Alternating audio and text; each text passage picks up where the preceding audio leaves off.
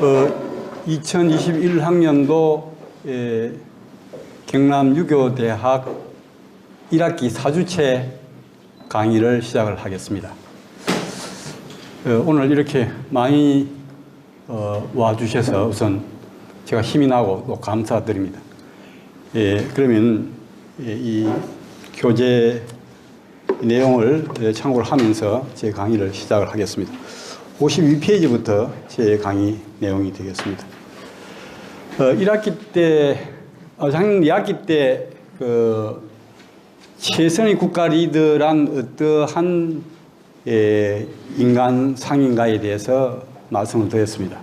거기 이어서 이번에는 최악의 국가 리더는 어떠한 인간 상인가, 이걸 말씀을 드리면서 이 두 유행, 말하면 최상과 최악 두 유행의 국가 지도자 상을 한번 비교해서 고찰을 해보도록 그렇게 하겠습니다. PPT에 이거 해서 보면은 여기 이제 역대 우리 건국 이후 70년 지났습니다. 73년째 납니까? 모두 12명의 이제 대통령이 국가 지도자로서 그 국가 지도자의 반열에 올라서 나라를 통치를 했습니다. 윤보선 대통령 같은 경우는 이게 당시가 내각 책임제이기 때문에 사실은 이제 장면 총리가 들어가야 되는데, 여기 일단 대통령을 다 넣어서 일단 이렇게 넣었습니다. 바로 이제 제가 들어가겠습니다. 여기 우리 교재 내용하고 뭐 크게 차이가 있는 것은 아닙니다만 약간 좀 다를 수는 있겠습니다. 그러나 역시 이제 읽어보신 분들은 제 이야기를 듣다 보면은 결국 그 이야기가 그 이야기다, 그런 생각을 하실 것 같습니다. 국가 리더가 성공했느냐 실패했느냐 여부를 평가하는 기준이 있어야 될 것 아닙니까?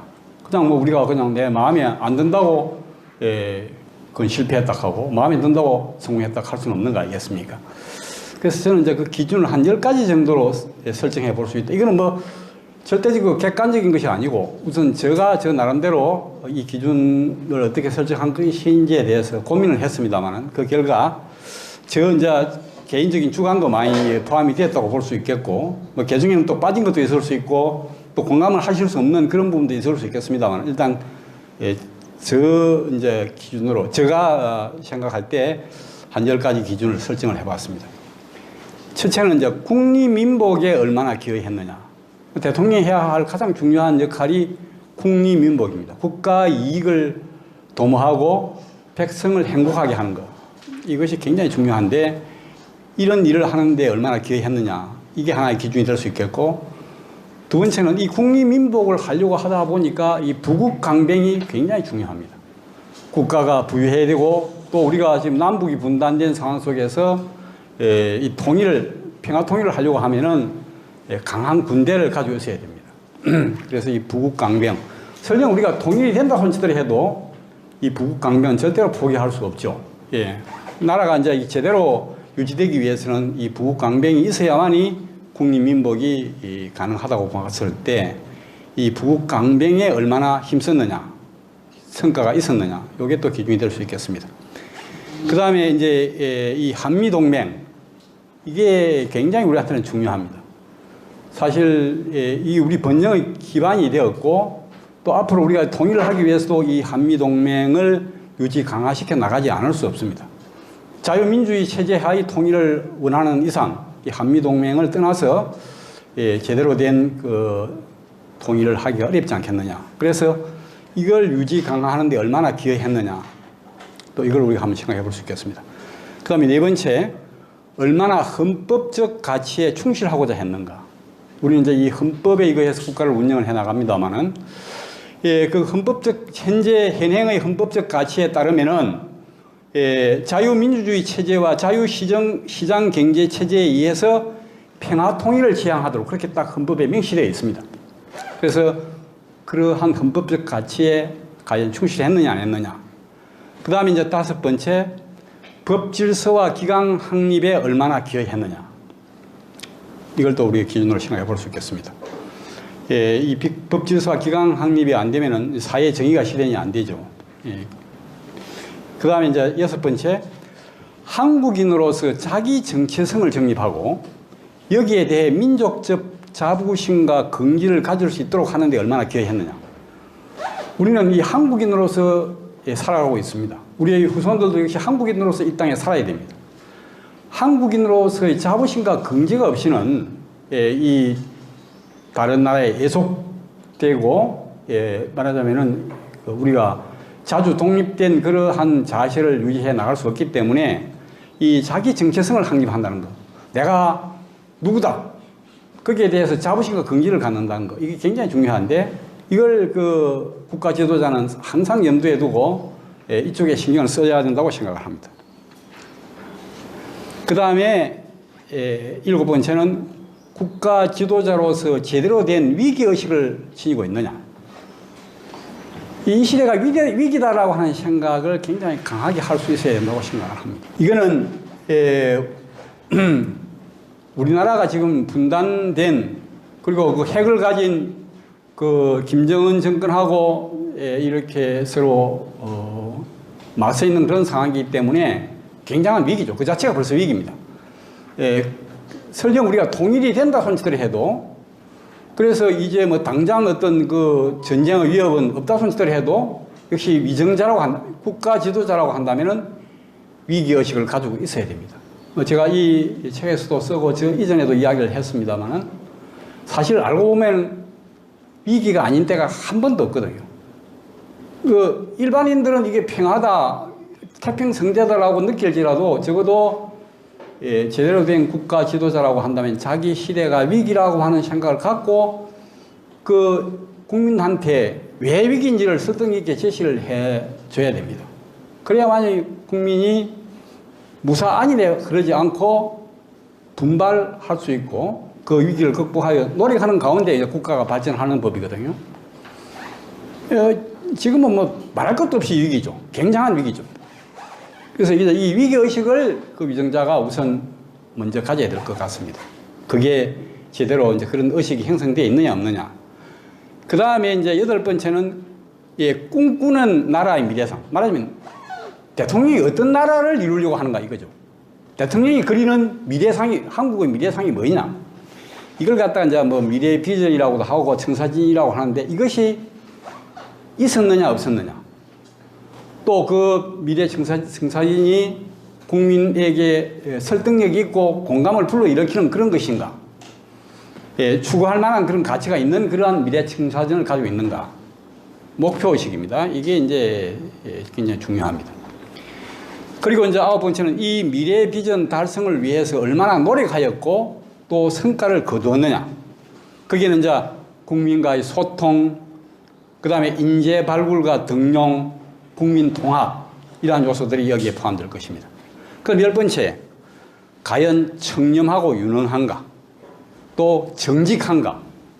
그 말과 행동이 믿을 수 있는가? 자, 이런 그 이제 10가지 기준을 바탕으로 해서 이제 제가 이제 말씀을 드리려고 하는데, 한국의 현실 상황을 염두에 둔 이 이상 10가지 기준에 입각해서 평가한다면은 지금까지 건국 이후 70여년간, 73년간 국가 지도자 반열에 올랐던 역대 대통령 가운데 최상의 대통령은 제 이제 기준에 의해서 판단해 봤을 때 박정희입니다. 최악의 리더는 문재인입니다. 어째서 그러는가? 이 두 리더는 여러 가지 측면에서 매우 대조적입니다. 박정희는 문재인과 너무너무 대조적입니다. 뭐 저뿐만 아니고 많은 지금 사람들이 그 이야기를 하고 있습니다. 아마 여기 계시는 분들도 공감을 하시리라고 생각합니다.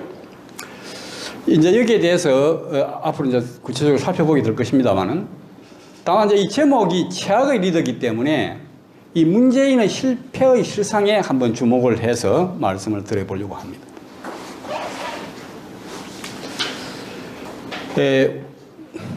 우선 이제 제가 앞에 기준하고 이제 연결은 됩니다만 딱 그대로는 아닙니다. 국민의 생존권 보장에 실패하여 국민의 삶이 매우 불안하다는 것이죠. 그 문재인 정권에 들어와서.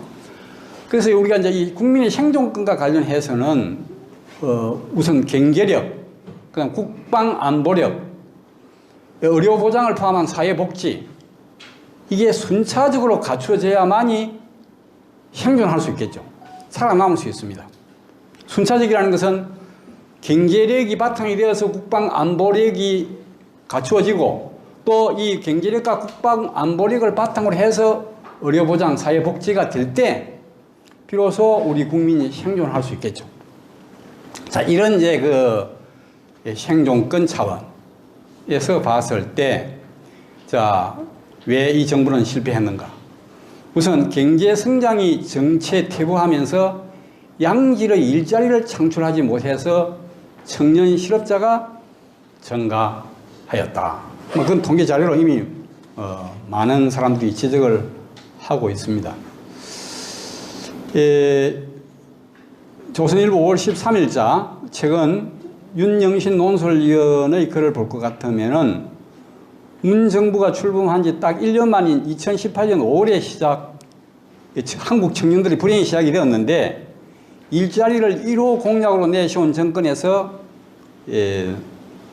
정반대 상황이 벌어졌다는 것이죠. 과거엔 아무리 경제 성장이 더디더라도 1년에 20만, 30만 명씩 신규 취업자가 느는 것이 보통이었는데 갑자기 10만 명 선이 무너지는 고용 대란이 일어났다는 것입니다. 그래서 청년 체감 실업률이 사상 최악인 25%까지 치솟았고 주 40시간 이상 풀타임 일자리가 200만 개가 사라졌다는 것입니다. 그래서 근로자 임금을 대폭 올리면 소비가 늘어 경제가 성장한다는 소득주도 성장 정책 실험이 나온 결과였습니다. 최저임금이 급격하게 오르면 기업과 소상공인이 고용을 줄인다는 지극히 단순한 경제 원리를 정말 몰랐는지 알고도 무시한 건지 지금도 미스터리다. 알고도 무시한 것인지 이게 정말 궁금하다는 것이죠. 몰랐을 리가 없을 텐데. 자, 그래서 며칠 전 문재인 대통령은 소득주도 성장은 성과가 있었는데 코로나가 흐름을 역류시켰다고 코로나 탓을 했다. 이 말을 들은 청년들 가슴이 또 한 번 미어졌을 것이다. 코로나 때문에 잘 경제가 나갈 텐데 어려워졌다라고 변명을 했습니다. 그 다음에 이제 두 번째, 분단 상황에서 상대는 핵을 갖고 적화 통일을 추진하죠. 얼마 전에 김정일이 공연하게 이야기했습니다. 적화 통일을 하겠다고. 그런데 우리는 아예 주적 개념을 지워버렸습니다. 주적 개념 자체가 없애버렸어요. 우리의 적은 북한이다. 그런 이야기를 지금 이제 안 하고 있습니다. 국방백서에서 아예 지웠습니다. 그러니까 결국 싸울 상대가 없어져버린 것이죠. 국방안보력에 있어서의 문제입니다. 그 다음에 세 번째는 사회복지에 과도한 재정을 투입하여 공짜 심리를 확산시키고 미래 세대에게 과도한 빚을 떠안기고도 전혀 아랑곳하지 않습니다. 더 어떻게 하면은 빚을 더 내가지고 어떤 이게 풀어서 내년 대선에 이용해 먹을까 그 생각을 하고 있습니다. 지금 현재 이 국가 부채가 1,700조 원인데 문재인 정부 들어와서 370조가 급증했다. 그렇게 이야기합니다. 그래서 국가 총 부채가 한 5천조 가까이 된다 그래요. 근데 이 370조라고 하는 돈을 갖고 뭘 했는지 모르겠어요. 그러니까 뚜렷하게 한계에 있어야 돼요. 문재인 대통령, 이명박 대통령이 4대강 개발에 대해서 이야기했습니다.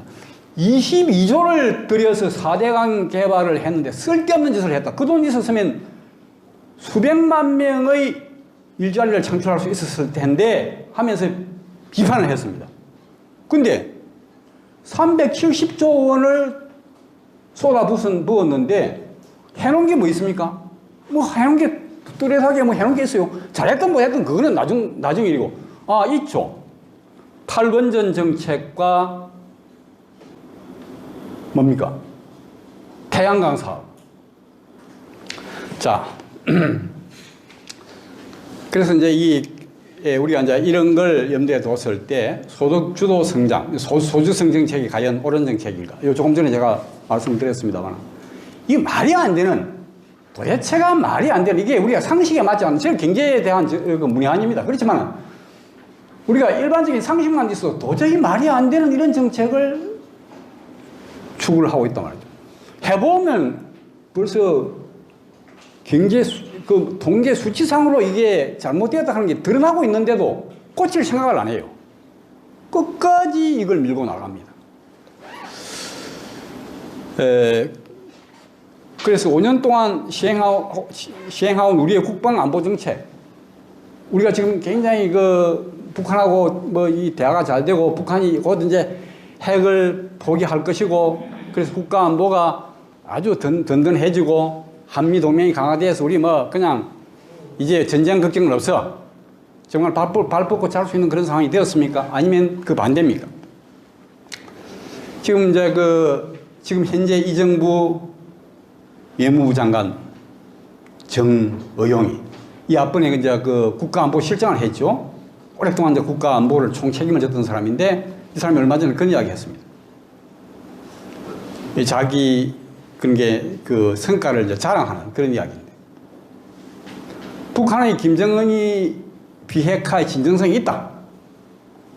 그리고 이 정부가 이 북한과의 그 관계를 잘 맺어왔기 때문에 평화가 일상화되었다. 평화가 일상화되었다는 건 이제 더 이상 전쟁은 아니라고, 평화가 완전히 고착되었다. 그렇게 이야기를 했습니다. 저는 요 뒤에 제가 대학 지성이라고 하는 글에 투고한 그 글에도 썼습니다만, 정말 기가 차서 말이 안 나왔습니다. 도대체가 이런 사람이 지금 국가안보실장을 맡고 있어서 얼마나 국가안보가 위태로워졌겠느냐. 그런 사람이 지금 이제 외무부 장관을 맡고 있습니다. 완전히 외교도 뭐 앞에 강경화가 많긴 나왔으면 많이 망쳤습니다. 강경하죠. 강경화가 뭐 잘못했겠습니까? 근데 문재인이 시키는 대로 이제 한 거죠. 강경은 아무 근한이 없는 거죠. 그냥 꼭똑똑하시였죠. 근데 이제 이 정의용이가 들어서 더 이제 안 좋은 방향으로 갈 수밖에 없습니다. 그 다음에 이제 사회복지정책, 여기에 이제 제일 이 정부가 힘을 많이 쏟았습니다. 과연 이게 바르게 시행되었는가? 이게 제대로 되려고 하면 경제가 아주 잘 성장이 돼야 되고, 그 다음에 또 국가 안보가 아주 튼튼한 그런 바탕 위에서 그야말로 사회복지정책이 시행이 될 때, 그게 국가의 주름살을 안 들이우는 바른 그 복지정책이 되는데, 경제도 엉망, 그 다음에 국가 안보도 엉망으로 해놓고 과도하게 복지정책을 쓰다가 보니까 그 돈이 어디 흑파가지고 돈이 나오는 것도 아니고 전부 다 빚내가지고 쓴단 말이죠. 그래서 결국은 이것이 포퓰리즘이죠, 포퓰리즘. 우선은 이제 국민들 한심을 사가지고 표겠다라고 하는. 이거는 바로 우리 후세대에게 어마어마하게 우리가 참 사실 죄를 짓는 겁니다. 빚을 떠넘기는 것이니까.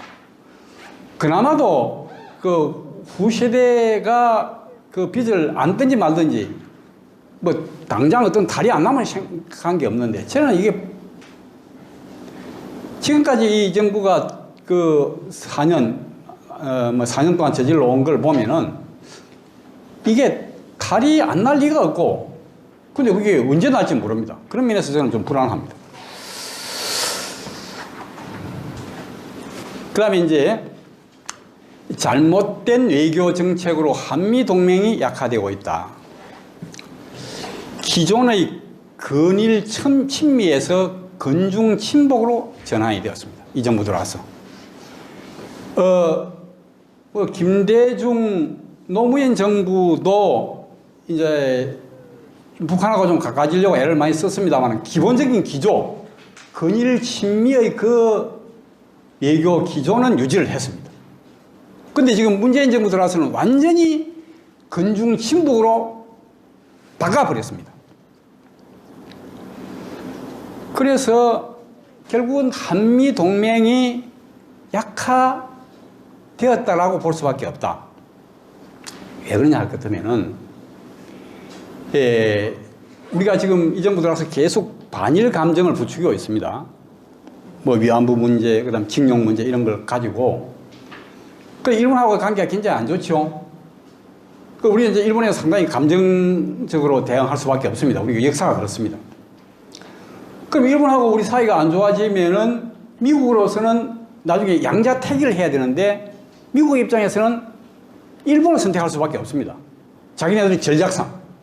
우리냐 일본냐 했을 때는 양자택일을 하라고 할 것 같으면 일본을 선택할 수밖에 없어요.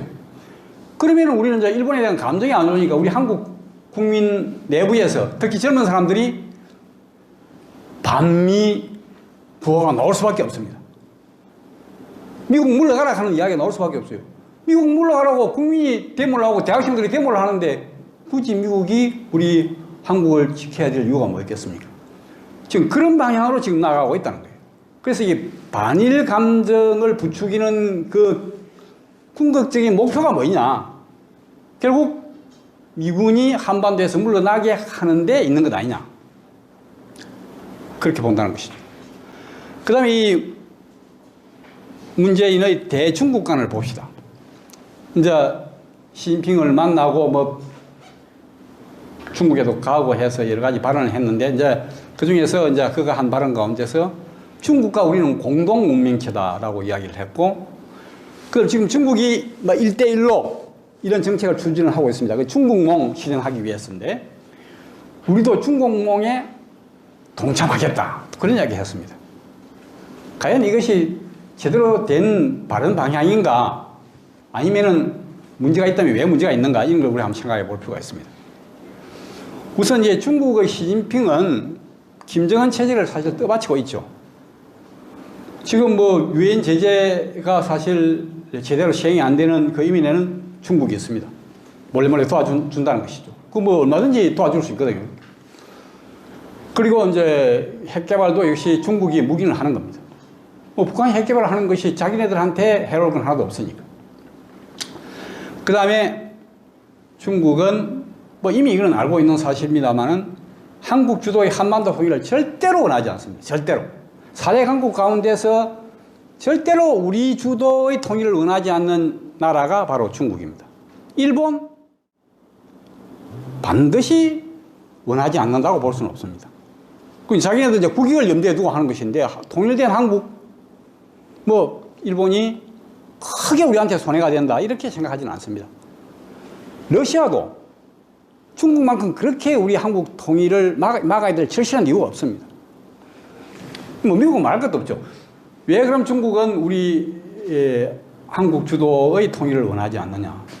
바로 자기네들 내부 문제, 말하자면 소수민족 문제 때문에 그렇습니다. 통일된 한국과 국경을 맞대게 되면 단장 연변 조선족이 동요를 합니다. 그렇지 않습니까? 훨씬 번영한 조국이, 통일된 조국이 출현했다. 조선족이 동요를 하는데 그 동요를 못 받으면 어떻습니까? 55개 소수민족이 여기저기서 막 소유를 일으킬 것입니다. 그걸 중국은 가장 그걸 냅니다. 그래서 한국 주도의 통일을 절대로 원하지 않습니다. 또 중국의 이 대외 정책을 보면은 중국을 둘러싸고 있는 주변 국가 가운데서 중국보다도 잘 사는 나라는 하나도 없습니다. 왜? 그 주변 국가의 민족들이 다 중국 내에 소수민족으로 존재를 하는데 그 모국이 잘 살면 소수민족이 동요하기 때문에 일부러 외교 정책을 그 주변에 있는 나라들이 못 살도록 그렇게 외교 정책을 편다 이겁니다. 그게 중국의 자기네들이 생존하기 위한 하나의 방책인데. 자, 이런 이제 중국과 우리가 공동 문명체입니까? 그 다음에 미국이 이제 중국을 견제하기 시작했죠. 가장 큰 위협 세력으로 이제 간주하기 시작을 했습니다. 그리고 이제 이 중국몽이라고 하는 것이 결국 우리 한반도에 이 중국몽이 적용이 되면 이거 한반도에서 겨냥하는 것은 뭐냐 하면은 이미 우리가 동북공정이라고 하는 것을 통해서도 알 수 있었습니다만 역사 왜곡 아닙니까? 고구려 정권을 갖다 자기네들이 고대 당나라 지방 정권으로 지불을 했다는 거죠. 그 말은 고구려 강력이 자기네들 관계에 그 이야기죠. 실제로 지금 현재 북한 지역을 제외하고는 자기네들이 만주 쪽 고구려 땅을 차지하고 있죠. 그래서 결국 그렇게 동북공정을 펼쳐서 역사 왜곡을 하는 이유는 뭡니까? 궁극적으로는 한반도를 실질적으로 지배하기 위해서 그렇습니다. 실질적으로 지배하기 위해서. 뭐 끝으로는 한국의 정권을 인정할지언정 사실 내면적으로는 완전히 자기네들이 좌지우지하기 위해서 이렇게 지금 하고 있는 것이 중국몽이다. 중국몽이 한반도에 적용될 때는 그렇게 나타날 수밖에 없습니다. 이거는 뭐 중국의 한반도 직접 지배는 오래된 자기들의 꿈이죠. 근데 그게 지금까지 시행이 안 됐죠. 한사군 313년에 미천왕에 의해서 한사군이 물러나고 난 이후에 집요하게 한반도 직접 지배를 추구를 했습니다만, 그래서 신라의 삼국 통일이 아주 좋은 기회였죠.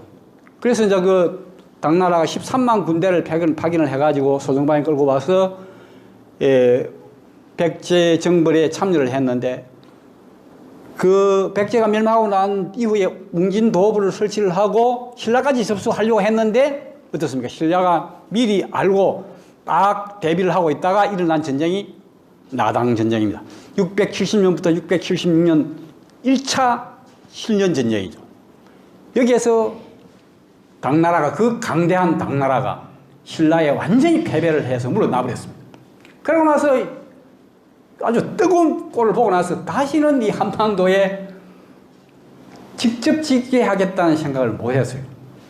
그야말로 이제 말하자면 사대를 하면은 영향력은 행사를 할 뿐이지 직접 지배는 못 해왔는데, 그러나 그 꿈을 포기한 건 아닙니다. 지금 이제 아주 좋은 기회가 온 거죠. 그래서 이제 이 기회를 이용해서 어떤 이 북한이라고 하는 이 변수를 이용해가지고 북한을 좌지우지하고, 결국은 이 한반도에서 미국만 떠나고 날 것같으면 이 한국은 하루아침에 해장거리도 안 돼요. 중국 제가 볼 때는. 우리가 자동적으로 무너지게 되어 있습니다. 그런 상황이 될 것 같으면 어떻게 합니까?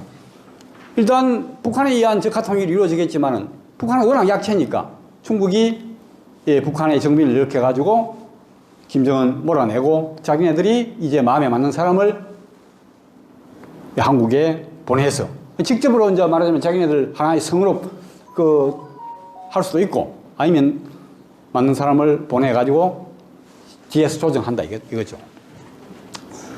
이걸 지금 현재 중국이 절대로 포기하지 않고 딱 그걸 노골적으로 지금 추진하고 있거든요. 그게 바로 동북공정에서 보면 바로 드러납니다. 요 근래에는 중국이 역사 왜곡 어마어마하게 심하게 하지 않습니까? 지금 만리장성이 지금 종전의 동쪽 끝이 뭡니까? 지금 진황도 옆에 있는 무슨 간입니까? 산해간. 산해간이 사실 만리장성은 동쪽 끝입니다. 그게 지금 현재 늘어나가지고 신의주 있는 데까지 왔습니다. 뭐냐면 자기네들 동북공정에 의해서 고구려가 당나라의 지방정권이었다고 하려고 하다 보니까 만리장성의 길이가 늘어날 수밖에 없는 거예요.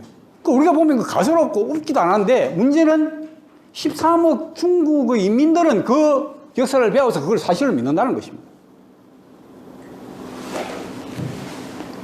그래서 이런 중국하고 우리가 공동문명체라고 한다면은 이 문재인이라고 하는 대통령이 추구하려고 하는 나라가 과연 어떤 나라인가라고 하는 우리가 의구심을 가질 수밖에 없습니다. 그래서 이런 걸 생각을 해보면 문재인은 얼빠진 사대주의자다. 말하자면 민족 혼이 없어요. 혼이 없어요. 그게 사대주의자. 아주 최악의 사대주의자다. 이렇게 볼 수밖에 없습니다. 그래서 이제 이 건중 친북으로 외교 정책이 전환되었는데 이것이 얼마나 잘못되었는가라고 하는 것을 제가 이제 말씀을 드리는 것입니다.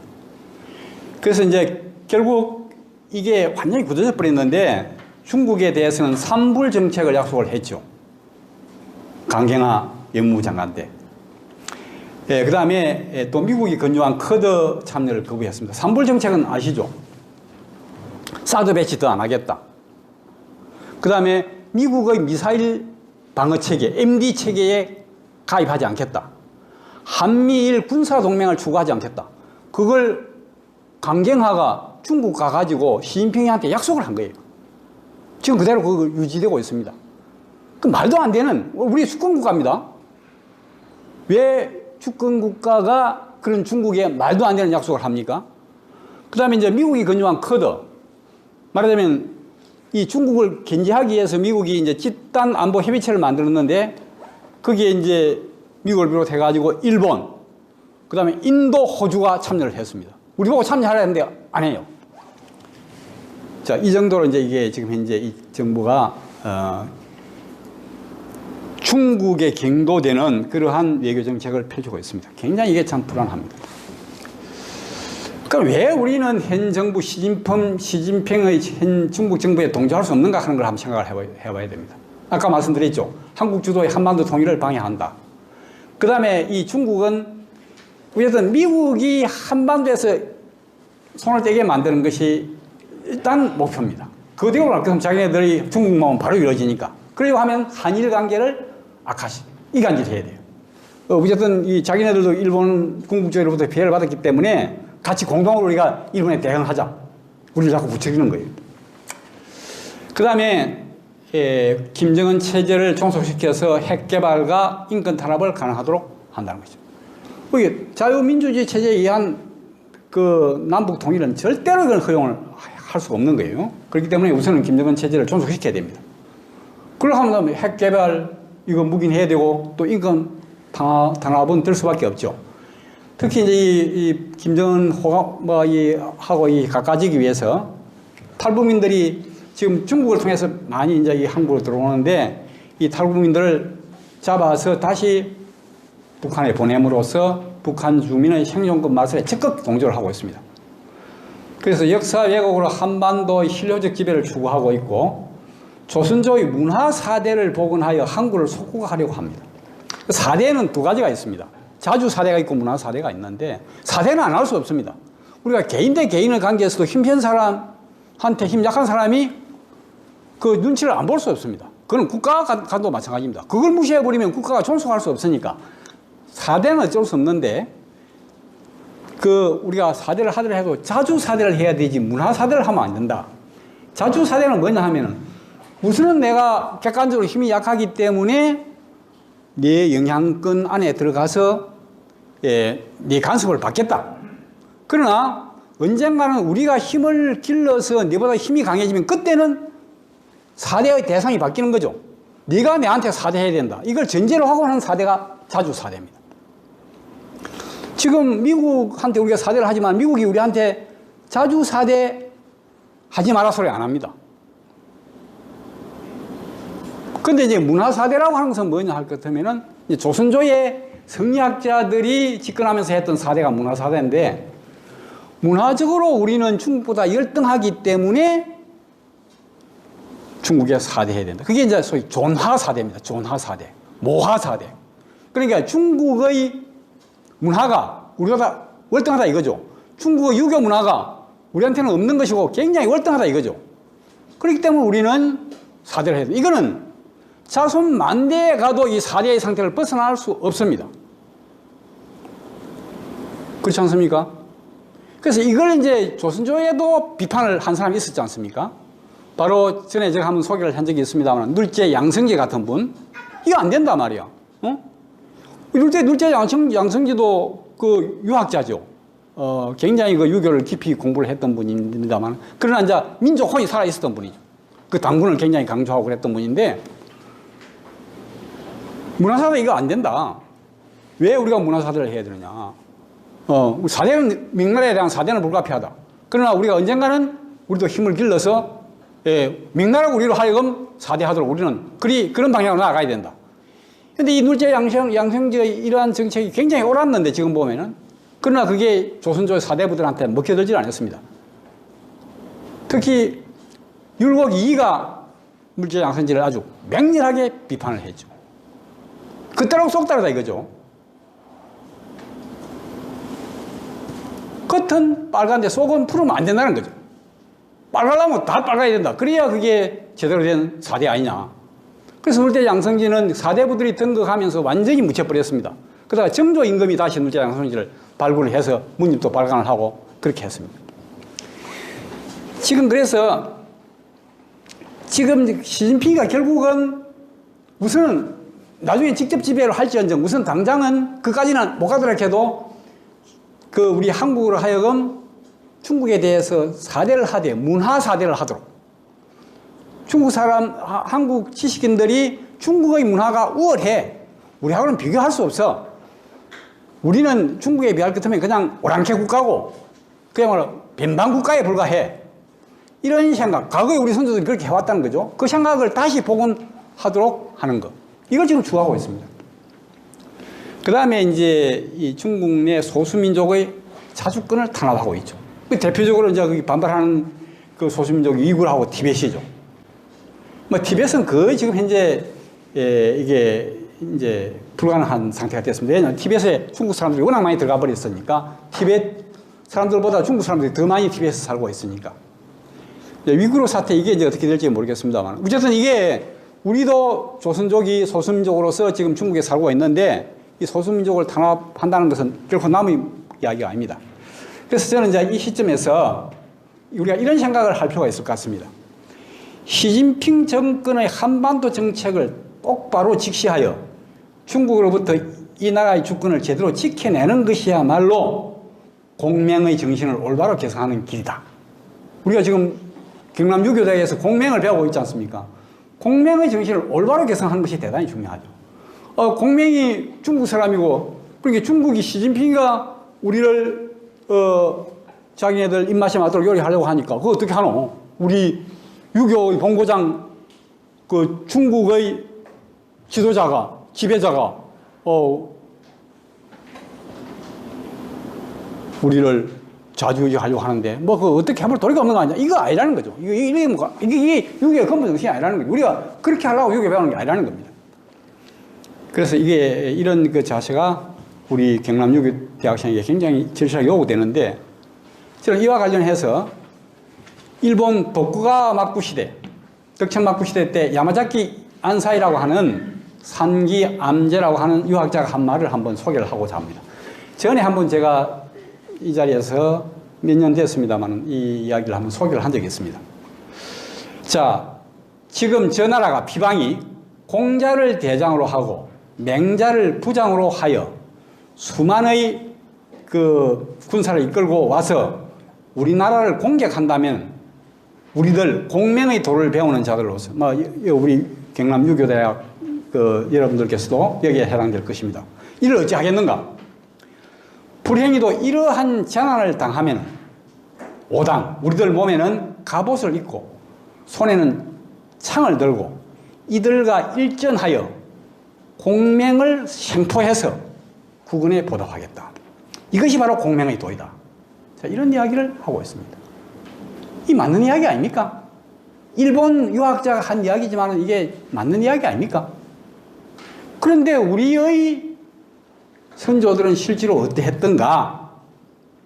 자, 제가 뭐 많은 사례를 안 들고 딱 두 가지만 들겠습니다.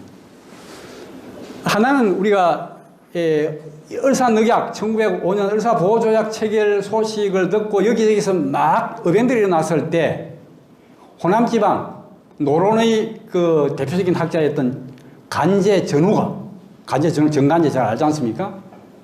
했던 말.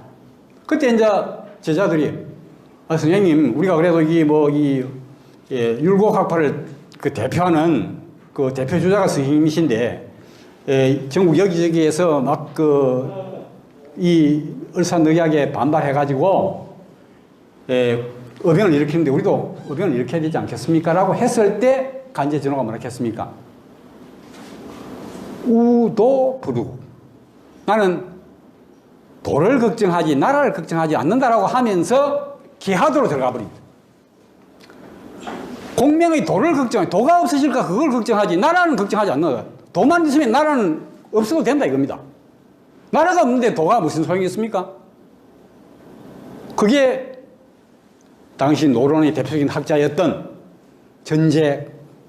간제전우가 한 이야기입니다. 그 다음에 이제 또 그보다는 이제 좀 다른데 1910년 이른바 한일 합방 소식을 듣고 역시 이제 그 호남의 그 유학자였던 역사학자이기도 했던 매촌 황현이 절명시를 쓰고 지고 있던 아편을 먹고 이제 자결을 합니다. 그때 그 절명시 가운데 한 기절, 한일 합방 소식을 듣고 자기가 절명해요. 난작 인간 식자인 하는 말, 뭐 들어보셨을 겁니다. 그 이야기가 저는 기억에 남아서 그 말씀을 소리가 드립니다. 참 인간 세상에 글자 아는 사람이 되기가 참 어렵다. 나라가 망하든 말든 내가 무슨 상관이 있어. 내가 어디 그 정치를 한 사람도 아니고 내가 그 초야에 묻혀있는 그냥 일개 선비에 불과한데 망한 나라 그 시세에 적응해가지고 살아가면 되는 것이지 뭐 내가 죽을 이유가 뭐 있어요. 그러나 내가 시식인으로 살았기 때문에 뭐 공명의 글을 읽고 말하자면 내가 역사를 공부를 한 70년으로 살았기 때문에 이런 국가의 수치가 내일이 아니고 나는 상관이 없다 이렇게 이야기할 수 없다 이겁니다. 굉장한 말하자면 그 양심의 가침을 느끼고 결국은 자기 목숨을 버리는 그런 행동을 보여준 것입니다. 저는 간제 전후보다는 분명히 매촌 황현이 훨씬 낫죠. 의식이. 그런데 매촌 황현도 역시 이 산기 암제에 비하면 좀 미흡하다. 이런 좀 말하자면은 공명의 도를 제대로 배운 사람은 정말 그 도를 이 시대 상황에 어떻게 제대로 살릴 것인가에 대한 고민을 해야 되고 그러면 이런 이야기가 나올 수 있다는 것입니다. 이런 자세를 가지고 있을 것 같으면 절대로 시진핑이 저런 식으로 우리를 대하지는 못합니다. 이런 자세가 이제 우리 굉장히 중요하다 이런 생각을 합니다. 그래서 이제 이 문재인의 친미에서 친중으로 전환이 갖는 문제점이 무엇인가? 제가 조금 전에 말씀드렸죠. 자주사대가 문화사대로 바뀔 것입니다. 결국 미군이 철수하겠죠. 이런 상태로 가면 미군 철수합니다. 철수합니다. 우리 한국 사람들이 바라지를 않는데, 정부가 바라지 않고 한국 사람들이 바라지 않는데 미군이 왜 남아있습니까? 그러면 어떻게 되겠습니까? 한국의 안보 불안으로 외국 투자 자본이 급속도로 유출됩니다. 그럴 수밖에 없어요. 이 투자 자본 급속도로 빠져나가면 우리가 무역으로 먹고 사는 나라가 어떻게 됐습니까? 그래서 그렇게 되면 어떻게 됩니까? 이제는 핵을 가진 김정은과 상대가 되지 않는다는 패배의식이 우리 내부에서 확산이 될 겁니다. 그러면 이제 지금 이 문재인 정부가 공언하는 낮은 단계의 연방제를 거쳐서 결국은 적화통일로 나아가게 돼요. 급속도로 나갑니다. 급속도로. 그래서 그러면은 중국은 한반도를 실효적으로 지배함으로써 실질적으로 지배한다는 것이죠. 오랜 꿈인 중국문을 달성할 것입니다.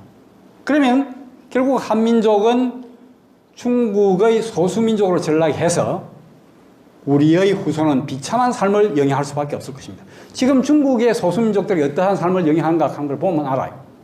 그 외국인들 올 것 같으면 자기네들 고유한 말하자면 옷 입고 재주 부리죠. 돈 벌죠. 그래서 이제 재주는 곰이 부리고 돈은 떼놈이 버는 거예요. 그런 말하자면 역할밖에 못 하는 겁니다. 소수민족이 절대 출시할 수가 없어요.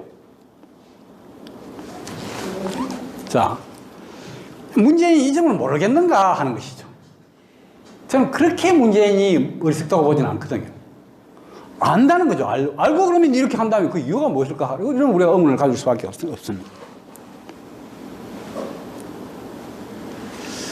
그 다음에 이제 또 우리가 이제 봐야 될 것은 이 정부가 제대로 된 목표 내지 비전을 제시하지 못했다는 것이죠. 자, 문재인 대통령이 한 이야기입니다. 자, 잘 아시는 취임사에서 한 이야기. 기회는 평등하고 가정은 공정하고 결과는 정의로울 것이다.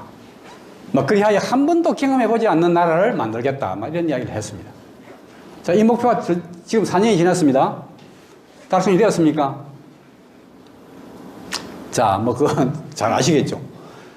예, 우리가 얼마 전에 있었던 4.7 보궐선거를 앞두고 선관위가 자유한국당으로 하여금 내로남불, 위선, 무능이라는 용어를 못 쓰게 했습니다.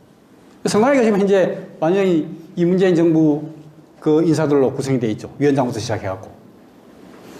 왜 이거 못 쓰게 했겠습니까? 자기네들이 이 정부의 치부를 드러내는 말들이기 때문에. 바로 자기네들 안다는 거죠. 얼마나 자기네들이 지금 현재, 엉터리로 해왔는가 하는 걸 안다는 거죠. 그게 내로남불, 위선, 무능을 그대로 자기네들이 인정을 한 것이나 마찬가지죠. 자, 그래 이미 무수히 많은 실패 사례를 양산하였고 더 이상 성패 여부를 거론하는 자체는 무의미하게 되었어요. 성공했느냐 실패했느냐 그건 더 이상 무의미합니다. 여기까지 하고 제가 좀 쉬겠습니다. 이 정부가 실패한 것은 목표를 지금 달성하지 못했기 때문이 아니라 아예 잘못된 목표를 제시했기 때문이라고 봅니다. 제대로 된 목표를 제시하지 못했다는 것이죠. 자, 이게 이제 말하자면 여기 지금 기회는 평등하고 요거는 제가 볼 때는 크게 본다면 부국 강병에 의한 국리민복 추구 이 가운데서 법질서와 기강의 확립 정도에 이제 들어갈 수 있는 그런 목표입니다. 근데 이게 과연 5년 동안 추구해야 될 목표로서 정당했는가? 저는 여기에 대한 기본적인 회의가 있거든요.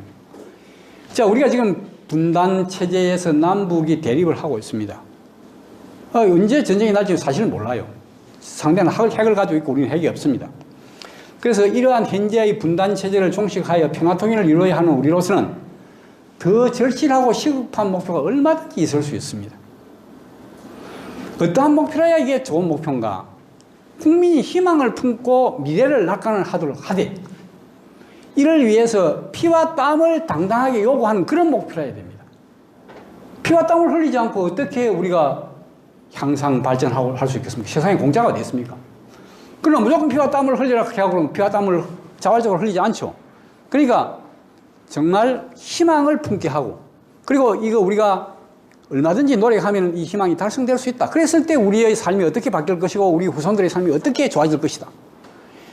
이걸 항상 제대로 이렇게 말하자면은 그 이야기를 하면서 추구를 하면 우리 국민들 얼마든지 피땀 흘려서 국가를 위해서 결국은 자기 자신을 위한 자기 자신과 가족과 미래를 위해서 얼마든지 우리는 그 노력할 그런 말하자면 능력도 있고 여지도 있는 민족인데 이런 목표를 갖고 어떻게 국민한테 피와 땀을 요구합니까?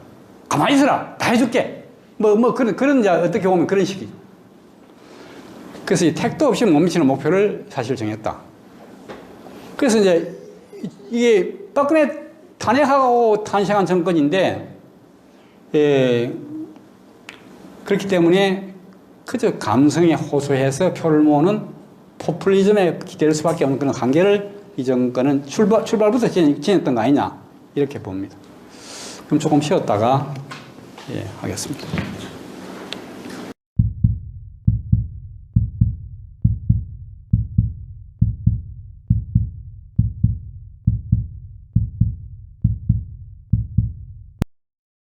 그 앞에 제대로 된 목표 내지 비전이 제시되지 못했다고 했는데 그 이어서 조금 더 살펴본다면은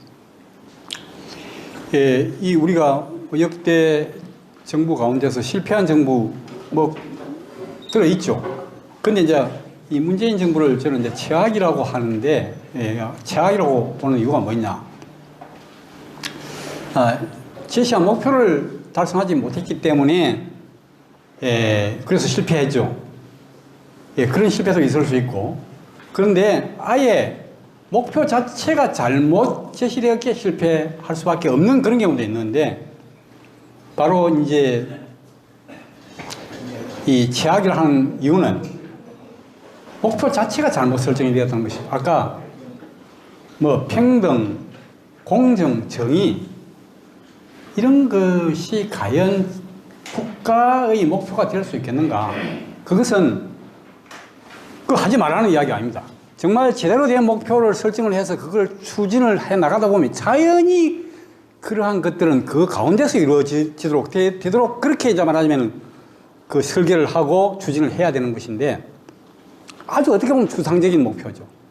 그러면 결국은 이제 그 목표를 달성하기 위해서는 어떻게 해야 됩니까? 법 질서와 기강을 확립을 해야 되고 그러려고 하다 보니까 검찰 개혁을 해야 되는데 검찰 개혁 성공했습니까? 검찰 개혁 검찰청 그 말하자면 수사 기소권 완전히 빼앗고 공수처 설립하고 그게 검찰 개혁이 아니거든요. 그야말로 검찰이 살아있는 권력도 조금 더 겁내지 않고 제대로 수사할 수 있도록 하는 것이 검찰 개혁이에요. 그런 면에서는 완전히 지금 이 정부는 말만 검찰 개혁이지 실패했습니다. 그러니까 결국 이 목표조차도 실패를 했고, 사실은 더 큰 목표가 얼마든지 있을 수 있는데, 그건 아예 꿈도 못 꾸는 그런 상황이 되고 말았다. 그래서 이제 우리가 정권의 승패 여부를 결정할 때, 앞에 10가지 제가 지금도 말씀을 드렸습니다만, 우선 개인이건 국가건 간에 목표가 참 중요합니다. 바르고 좋은 목표를 제시하고 달성함으로써 국가 같으면은 부국 강병에 바탕한 국립민복을 정전시켰다면 이건 대성공이죠.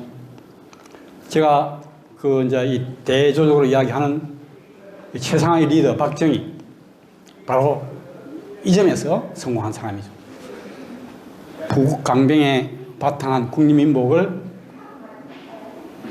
정진시켰죠. 독재를 했다 그런 이야기도 있습니다만 어쨌든 그 결과 우리가 완전히 엄청난 변화를 우리가 가져왔죠. 좋은 측면에서. 그 다음에 이제 두 번째, 목표는 그럴듯했는데 달성하지 못했다면 실패죠. 그렇지만 좋은 목표를 제시할 수 있었고 나름대로 추구에 노력했다고 하는 측면에서 최악은 아닙니다. 아예 목표가 없거나 있어도 잘못된 목표였다면 출발부터 실패할 수밖에 없는 것이다. 저는 이 문재인의 실패는 바로 여기에 속한다고 저는 봅니다.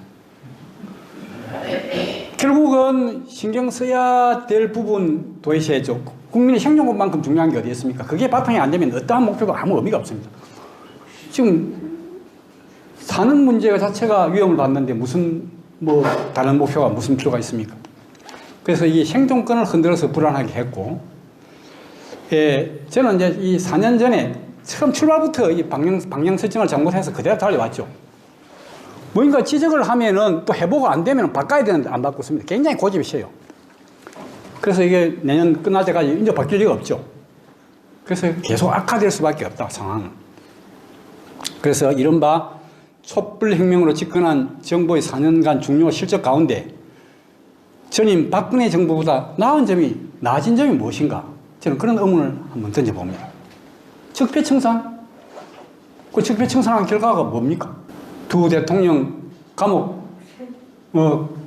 가두고, 또 이재용이 감옥에 가다가지고 지금 반도체 제대로 이제 전념하지 못하게 만들고, 이제도 여기저기 적폐청산한답시고, 많은 사람들을 구속하고, 그렇게 했습니다만은, 결과적으로 이제 검찰 개혁에도 실패했고, 어쨌든 박근혜 정부, 박근혜도 저는 잘했다고 생각하지는 않습니다. 박근혜도 문제가 있지만은, 그러나 그런 박근혜 정부가 탄핵당해서 물러나고 그 대신 들어섰으면은 뭔가 박근혜 정부보다 확실하게 이 정부가 낫다. 이러이러한 개선된 점이 분명히 있지 않느냐, 이렇게 이야기할 수 있어야 되는데, 그게 제가 잘못 봤는지 모르겠습니다. 없어요. 경제 좋아졌습니까? 국방 안보 어떻습니까? 그 다음에 청년의 고용 창출 제대로 됐습니까? 외교? 검찰 개혁? 그 다음에 위기 대처 능력이 향상되었습니까?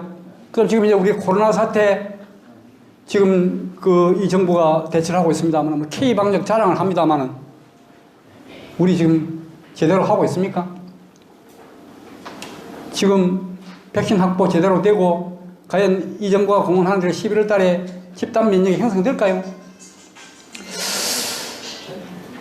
그래서 이렇게 본다면 이 정부의 존재 의의를 어디에서 찾아야 될지 저는 잘 모르겠습니다.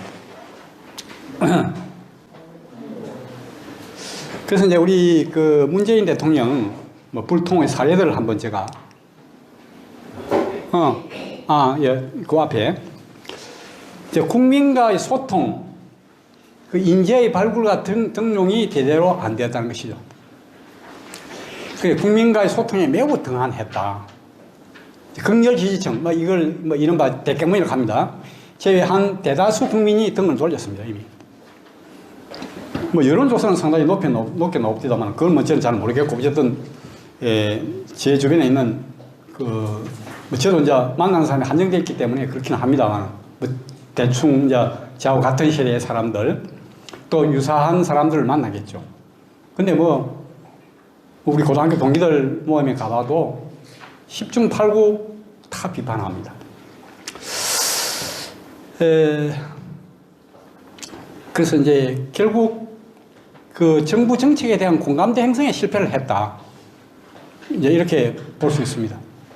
그러니까, 목표가 제대로 있어야만 이 소통도 하고 하는데, 목표 자체가 제대로 제시가 안 됐고, 말만 소통이지, 소통은 처음부터 실종이 되었다고 봅니다. 자, 목표가 제대로 제시가 되고, 그리고 이제 그 목표를 이루기 위해서 국민들하고 활발하게 소통하고, 그 소통을 통해서 인재를 발굴하는 겁니다. 자, 이 목표를 이루는데 소통을 하다 보니까 누가 인재인지, 적재적소에 필요한 인재가 누군지 알아서 발탁을 하고 일을 맡기고, 그래가지고 목표가 추구가 되어 나가고 결국 정책이 성공을 하고 나라가 발전하는 것인데, 결국 절실한 목표가 없었고, 그렇기 때문에 공감대를 형성하는 소통이 아예 이루어질 수 없었고, 말만 소통하죠. 뭐 기자회견 자주 한다고 이게 소통이 저는 아니라고 생각합니다. 어쨌든 이 소통의 이유는 뭐냐 할 것 같으면 인재를 찾아내어서 공감대를 넓히고 인재를 찾아내어서 그 내가 세운 목표를 달성하는 그게 이제 만약 소통의 목표예요. 위정자는 그걸 목표로 삼아야 됩니다. 그렇기 때문에 소통이 부족하기 때문에 인재를 보는 안목도 결여될 수밖에 없죠. 이게 이제 순차적으로 계속 이렇게 악순환되어 왔습니다. 사람은 써야 되고, 그러니까 자기 편에 속하고 국가 리더의 숨은 의도 달성. 이게 이제 저는 참 붉은 글씨로 표시를 해놨습니다. 이게 뭔지 모릅니다, 저는. 이 국가 리더의 숨은 의도 달성에 도움을 줄 사람들만 중요한 포스트에 기용을 합니다. 진짜 인재는 이런 정부 참여를 꺼리기 때문에 결국 이류 삼류의 고분고분한 범죄들만 대통령 주위에 모일 수밖에 없습니다. 갈수록 상황은 악화되죠. 범죄들만 모였기 때문에. 범죄, 평범한 사람들, 이류 삼류. 인류는 분명히 있어요. 있는데 그 사람들은 참여를 안 해요. 지금 그 상황입니다. 그 결과 국론은 더욱 분열되고 진영 논리, 내 편, 내 편이죠. 이게 극성을 부립니다. 이게 뭐 지금 현재 말하자면 인사를 하는 가장 중요한 기준 아닌가 그런 생각이 들어요. 진영 논리가. 내 편이냐, 내 편이냐. 네가 내 말을 잘 들을 것이냐, 안 들을 것이냐. 그 원대한 목표가 없기 때문에 내 편에 매달릴 수밖에 없는 상황을 정부가 만들었다. 그래서 이 정부가 등용한 인사 가운데 감사원장 최재형, 전 검찰총장 윤석열, 전 재정기획부 장관 김동연 정도를 제외한 인재가 누가 있는가? 문재인 대통령이 발탁한 인사 가운데 경제, 국방, 외교, 법무, 검찰, 경찰 등에서 정말 제대로 역할을 다한 사람이 있었던가? 자, 이 세 사람도 결국 이 정부에서 견제받아서 제 역할에 제한을 받고 있거나, 지금 이제 최재형 감사원장 같은 경우 계속 그 제한을 받고 있죠. 또 물러나고 말았습니다. 윤석열, 김동연 물러나고 말았습니다. 그러니까 인사 참사가 일어날 수밖에 없죠. 그래서 이미 29차례 청문 보고서가 없이, 국회 청문 보고서 없이 장관을 임명하였고, 곧 이제 두 사람이 돼지겠죠. 한 사람은 저절로 물러나고 두 사람은 돼질 겁니다. 그러면 31명, 역대 최고로 말하자면은 인사청문회 없이 대통령 마음대로 그 임용한 장관 숫자가 최고로 많습니다. 이거는 뭡니까? 앞에 있었던 이명박, 박근혜 정부를 다 합친보다 더 숫자가 많다. 그렇게 이야기를 합니다. 그래서 이 문재인 대통령이 참 이게 소통을 잘 하지 못하는 분이다. 참 소통에 문제가 많다. 이런 걸 이제 알려주는 그런 사례들을 제가 한번 찾아봤는데, 이 문재인 대통령하고 만나서 대화해 본 사람들 이야기를 이제 제가 누구라고 이야기는 안 하겠습니다만, 이런 이야기를 제가 많이 들었습니다. 만나서 이야기를 하면 아무 이야기를 굉장히 경청을 한답니다. 열심히 듣는데요. 근데 아예 질문은 없고. 그래서 이 사람은 굉장히 만족하는 거예요. 대통령이라도 그렇고, 이전에 뭡니까, 비서실장도 하고, 민정수석도 하고, 그 앞에 또 대표도 하고, 당대표도 하고 했지 않습니까? 내가 정말 진심을 다해서 이야기하니까 열심히 듣네. 굉장히 참 이분이 겸손한 분이고, 그러면 이제 대화가 아주 만족스럽게 잘 되어서 내 이야기가 내가 진정을 다해서 이야기했으니까 반영되겠거니 했는데, 하는 거 볼 것하면 전혀 소용을 안 한다는 거예요. 그냥 제 생각대로 해버린다는 거예요. 이게 한두 사람 이야기가 아닙니다. 그래서 설마 했는데 실제로 이런 사례를 많이 목격을 했다. 고집불통이라는 말이 있지만 자기 판단이 잘못되었다면 인정을 하고 다른 대안을 찾아야 하는데, 그러지 못하여 국사를 그르친 사례가 무수히 많다. 특히 인사 문제에서 특히 그렇다는 것이죠. 인사 문제. 이 사람 이러이러한 문제가 있어요. 안 됩니다. 끝까지 자기 고집을 안 꺾고, 변창흠 같은 경우가 그런 경우 아닙니까? 얼마나 그 이전에 우리 진주에 있는 LH 공사 사장도 했습니다만, 얼마나 많은 사람이 지적을 했습니까? 근데 끝까지 그걸 신뢰를 해가지고 그 장관으로 경했다고 검시물로 났지 않습니까? 우선자 생각하는 사람이 그렇고 많습니다. 그래서 이 문재인 대통령이 이런 정상을 어떻게 이야기할 수 있냐면 아주 중증의 학정 편향성 환자다. 이 대통령 환자라고 하면 안 되겠습니다만 이렇게밖에 표현을 할 수 없어요.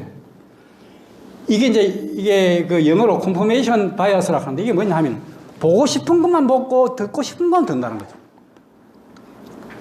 자기 보고 싶은 것만 보고 자기 듣고 싶은 것만 듣는다는 거예요.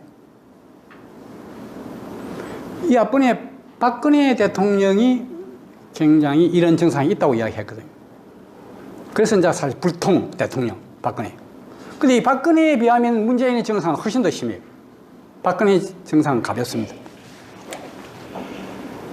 그래서 이제 우리가 다른 거 그만두고 5월 10일 날 의비시절에 있었죠. 취임 4주년 기자회견에서도 이 점이 잘 드러납니다. 다 잘했다 이겁니다. 다 잘했다. 부동산 정책만 실패했다. 그럼 나머지는 다 잘했다. 소주성, 소득주도 성장 정책, 그거 잘했고 성과가 지금 나타나고 있다.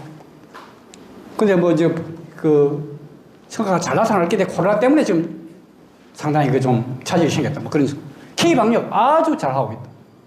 지금 백신 지금 수급 상황 우리가 잘 알고 있지 않습니까? 인사정책 아무 문제될 거 없다. 대북정책 아주 잘했다.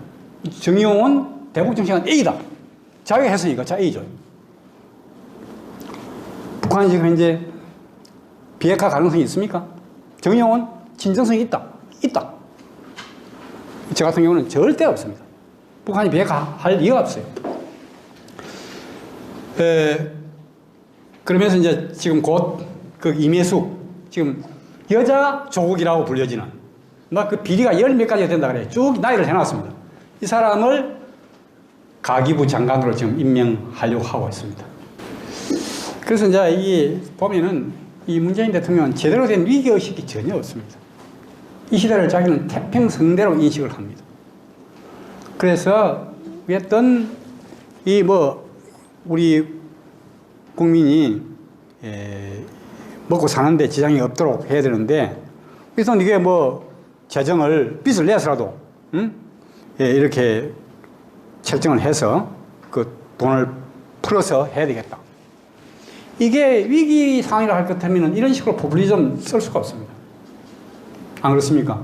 돈을 그런 식으로 써갖고는 위기가 더 악화되니까. 그러니까 태평성대로 보기 때문에 전쟁은 전혀 일어날 가능성이 없다고 보기 때문에, 아까 정용이가 했다시피 평화가 상시와 항구화되었다고 보기 때문에 이 포퓰리즘 정책을 펴는 겁니다. 그래서 이제 보면은 이 정부 들어와가지고 84만 명을 공공부문, 특히 그 공무원 내지는 이제 공공부문 더 늘리겠다 했는데 지금 현재 굉장히 많이 늘렸죠. 이 큰 정부죠, 큰 정부. 이 큰 정부가 가지는 문제가 한두 가지가 아닙니다. 큰 정부가 되면요, 그 공무원들 뽑아놓으면 공무원들은 그냥 월급만 받고 가만히 있는 게 아니거든요. 그 예산을 집행을 하는 그러한 역할을 한다는 것이죠. 그러다 보니까 공무원은 자기 권한을 행사하려고 하다 보니까 과도한 공무원 숫자가 늘어나면 그만큼 많은 문제가 생겨날 수밖에 없는 것입니다. 이거 철밥통, 공무원을 철밥통이라고 하지 않습니까? 정권 바뀌도 절대로 이거 못 자릅니다. 그래서 우리가 정말 효율적인 정부는 항상 작은 정부로 가거든요. 왜냐하면 공공 부분을 최소화시켜서 꼭 필요한 사람들만 쓰고 나머지는 전부 다 민간 부문으로 이렇게 자꾸 이제 돌립니다. 민간 부문을 활성화시킵니다. 기업이 잘 되도록 이렇게 자꾸 신경을 써서 그쪽에서 일자리를 창출하도록 합니다. 그게 안 되니까, 그럴 수 있는 자신이 없으니까 공공부문, 말하면 공무원이라든가 그 공영기업체, 공공기관 그 채용을 늘리는 것입니다. 그게 가져올 부작용은 이는 말할 수 없이 큽니다. 그러니까 우리가 지금 현재 그 재정 파탄이 난 나라들, 아르헨티나, 그 다음에 베네수엘라, 그리스, 다 이 공공부문 비대화의 문제점을 갖고 있습니다. 이거 한번 내려놓으면 다시 못 졸았습니다. 그 다음 정부 누가 들어서도 이걸 혁명적인 그러한 그 조치를 취하지 않으면 줄이기 어렵습니다. 우선은 인심소고 좋지만은 뒷정부에 어마어마한 부담을 주는 그런 일이 공공부문 학대거든요. 민간 부문을 활성화시킬 자신이 없으니까 이렇게 하는 거예요. 말하자면 일자리는 늘려야 되고 국민들의 불만을 잠재워야 되니까. 그 다음에 이제 위기의 실상을 전혀 모른다는 것이죠. 지금 우리나라가 처해 있는 위기는 경제 위기, 안보 위기, 외교 위기 등 행정 위기에 지금 봉착해 있다고 봅니다. 경제 위기는 뭐 경제 정책 실패, 말하자면 소주성 정책이 실패했죠. 그게 더 플러스 탈원적 정책. 자, 이거만 해가 또 엄청난데 이게 반드시 쓰나미가 이 실패의 쓰나미가 몰려오게 되어 있습니다. 다만 이제 시간 문제죠. 자, 이 불교 인가 법칙에 따르면은 시차는 있어도 오차는 없어요. 말하자면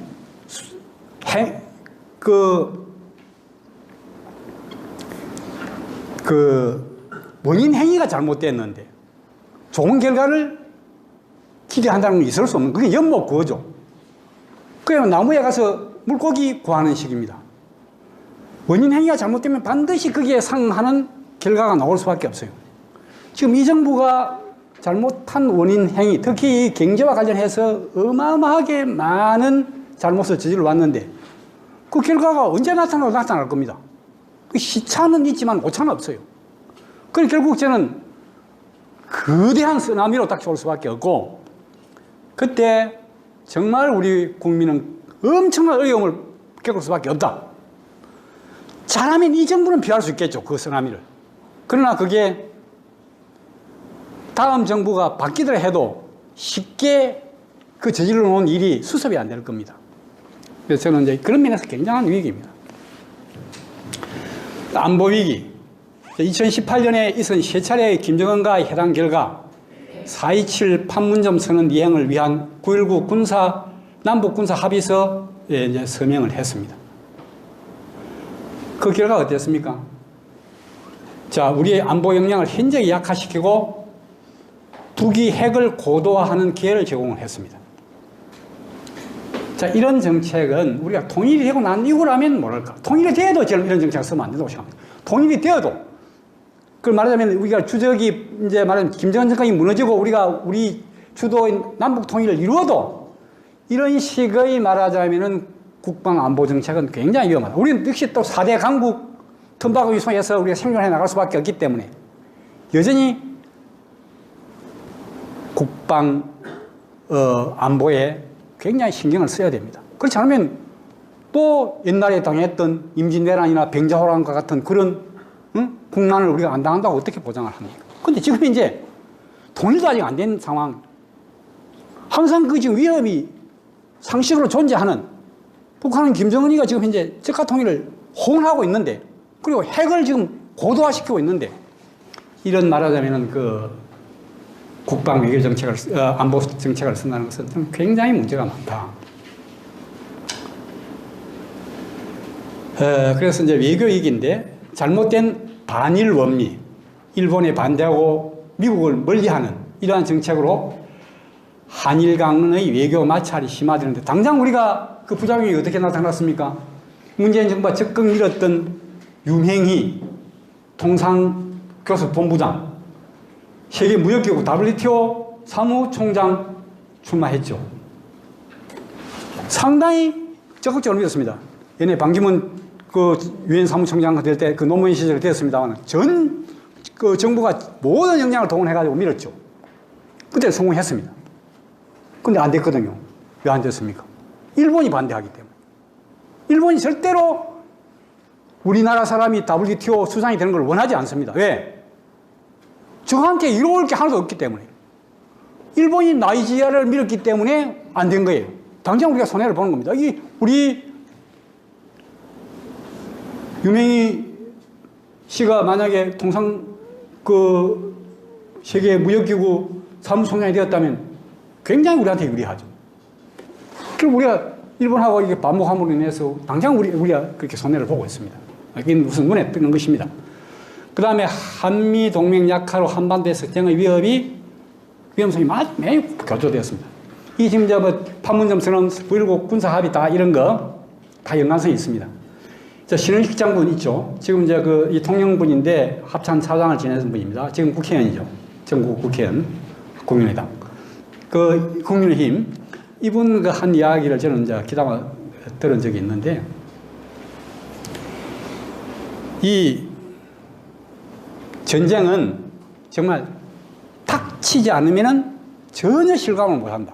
그러면서 어떤 이야기를 하느냐 할 것 같으면, 임진왜란 일어나기 앞날까지 조선은 평온했다 이겁니다. 임진왜란 일어나기 아무 일도 없었어요. 6.25 일어나기 전날까지 대한민국은 아주 편안했어요.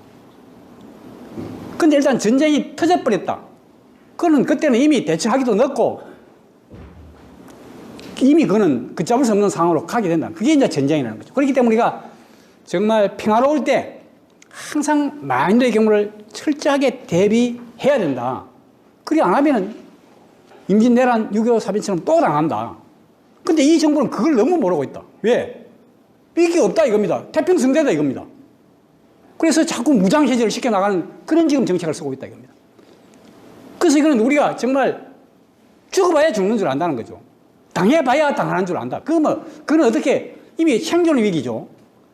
생존의 위기고, 그거는 존망의 위기이기 때문에 이미 그때는 늦어요. 그렇기 때문에 이 안보라고 하는 것은, 국가 안보라는 것은 정말 만전을 기해야 되는 것인데, 지금 이 정부 들어와서 하는 거 볼 것 같으면,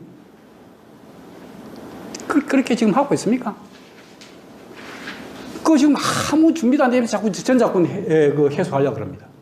다행히 이제 미국이 너가 이런 조건을 충족시키지 않으면 전작권 돌려줄 수 없다. 이제 그렇게 브레이크를 지금 현재 밟고 있기 때문에 지금 이제 전작권 해소가 안 되고 있습니다. 이 상황에서 전작권 해소되면 어떻게 되겠습니까?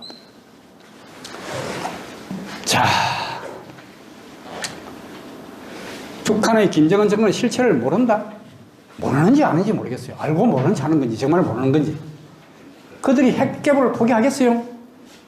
한반도의 평화가 상시화되었다고 정의용 장관이 말하는데 그게 사실일까요?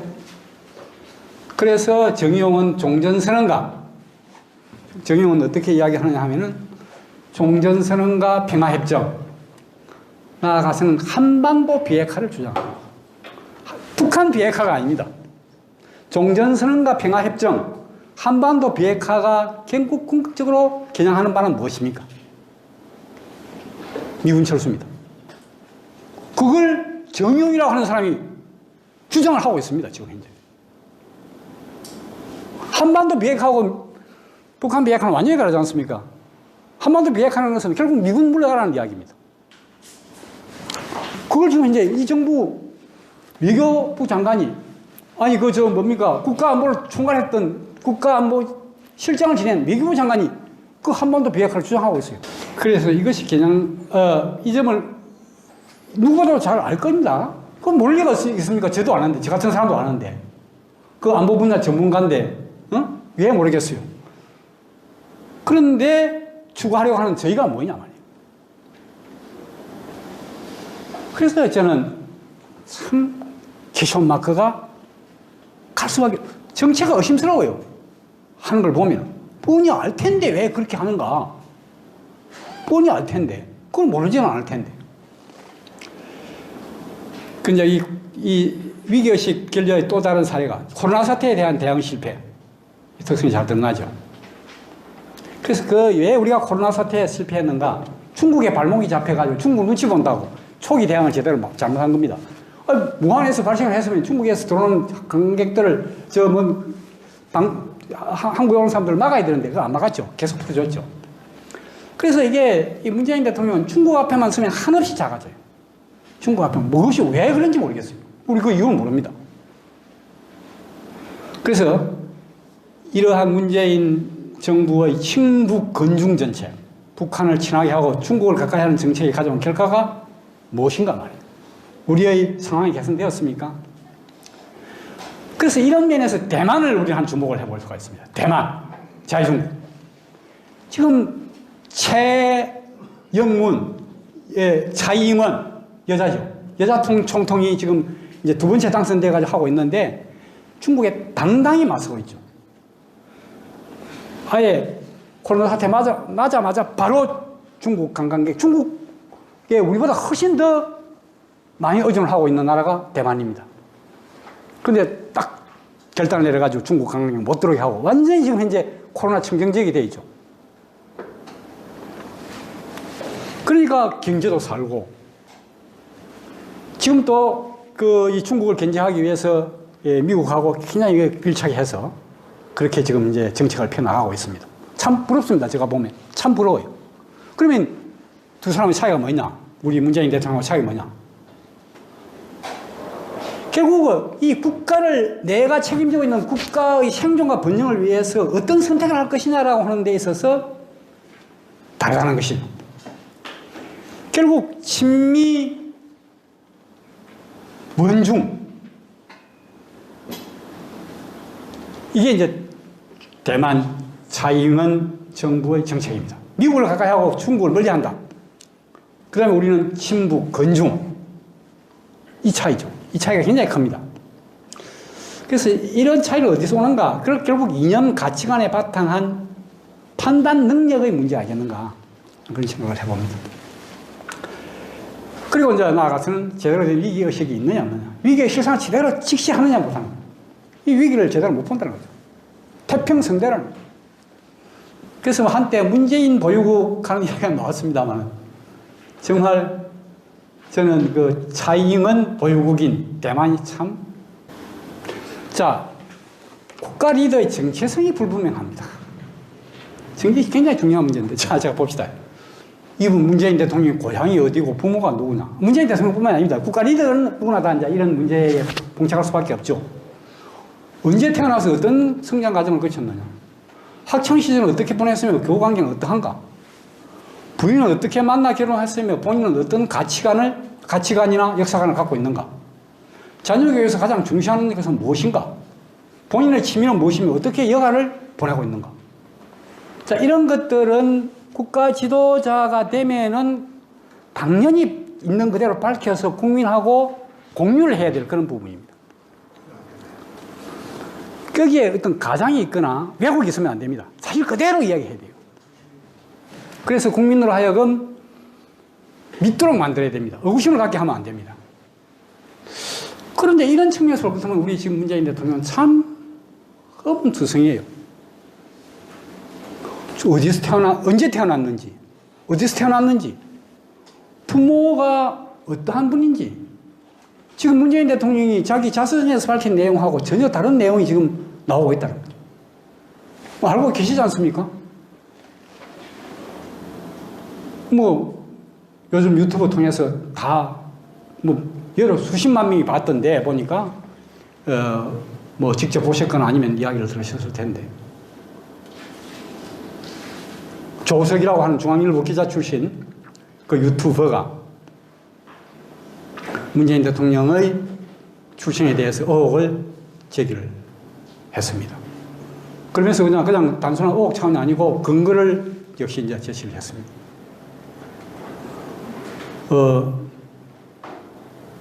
흥남철수 때 미국 그 배를 타고 거제에 내려와서 정착을 해서 문재인 대통령을 거제에서 내왔다. 이렇게 이제 문재인 대통령이 밝혀 있는데, 그게 아니라는 거죠. 문용형이라고 하는 분인데, 자기 아버지가. 인민군 장교로서 6.25 나던 해 참전을 했고, 그 총이라고 지금 대위입니다. 대위로 참여를 했고, 그 문재인 대통령 아버지 그 문용형을 체포한 사람이 누구냐 할 것 같으면 학도병 출신 서성남이라고 하는 지금 현재 선임입니다. 윤월 선임. 나이가 31년생입니까? 그러니까 90이 넘었죠. 아주 정정합니다. 이분이 직접 체포를 해서 거제포로 수용소에 넘겼다. 그렇게 이야기를 합니다. 이분이 나와서 직접 여러 번 증언을 했죠. 그러면 거제포로 수용소에서 있다가 방공포로 석방 때 이제 불려놨다. 그게 1953년 10월 며칠입니까? 그러니까 문재인 대통령이 지금 53년 출생이라고 하는데 있을 수 없는 일이죠. 자기 아버지가 방공포로 잡혀 있는데 그 포로 수용소에 있는데 어떻게 그 문재인 대통령이 태어날 수 있습니까? 풀려나기도 전에. 자기 어머니 막강 돌아가셨죠.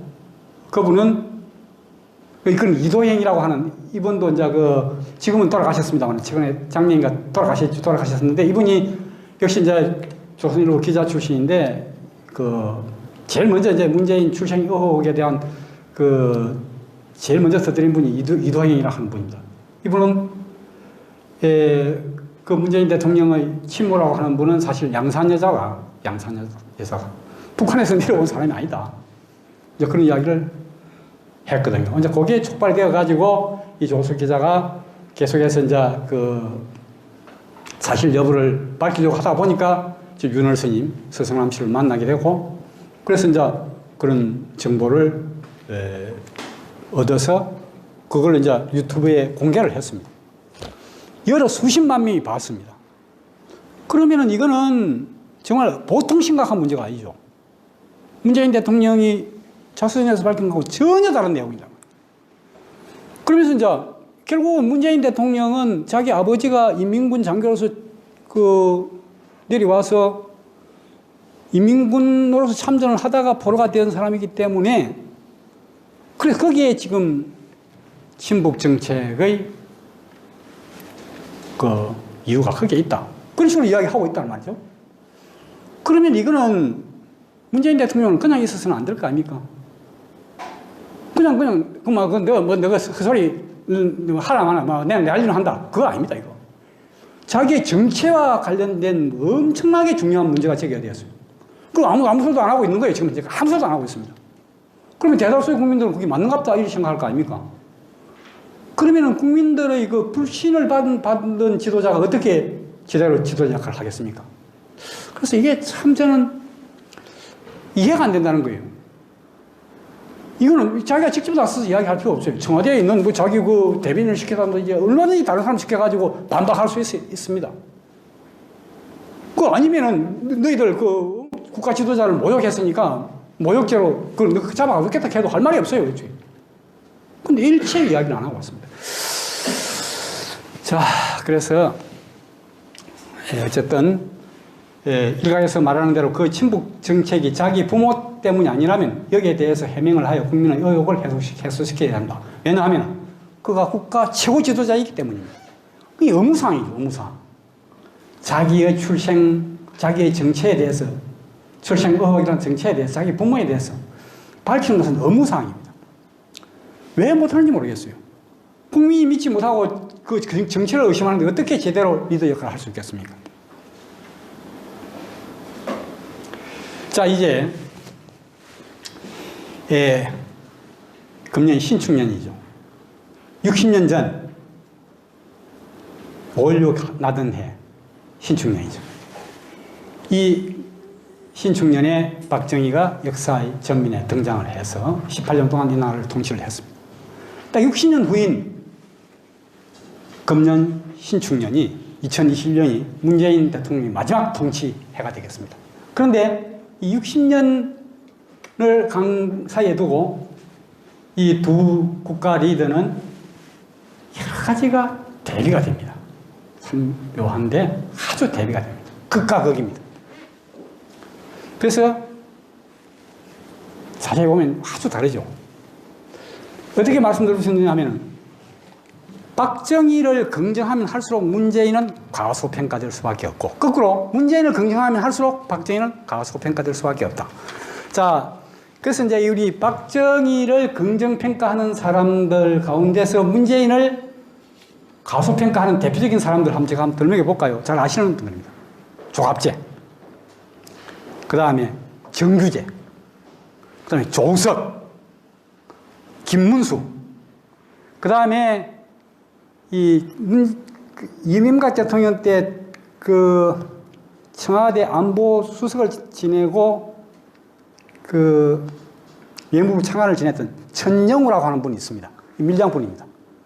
예.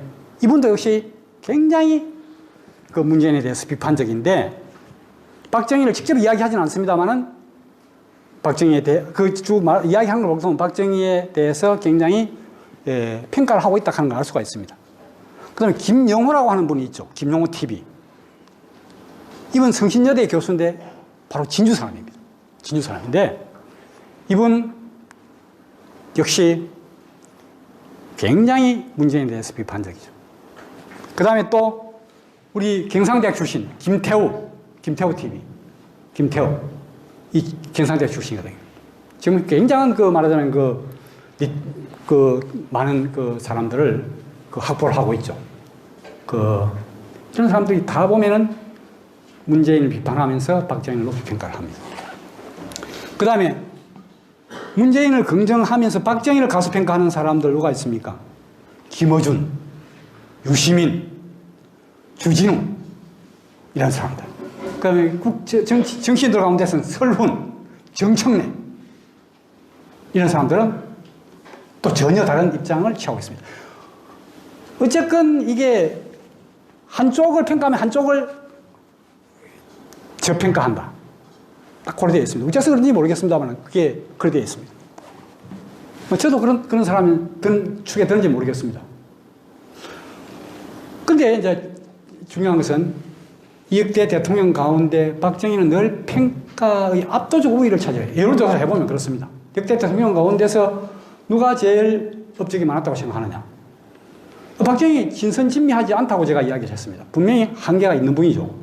공과 가가 다 같이 있는 분이 공이 훨씬 많다는 거지 완전복이라는 사람은 아니죠.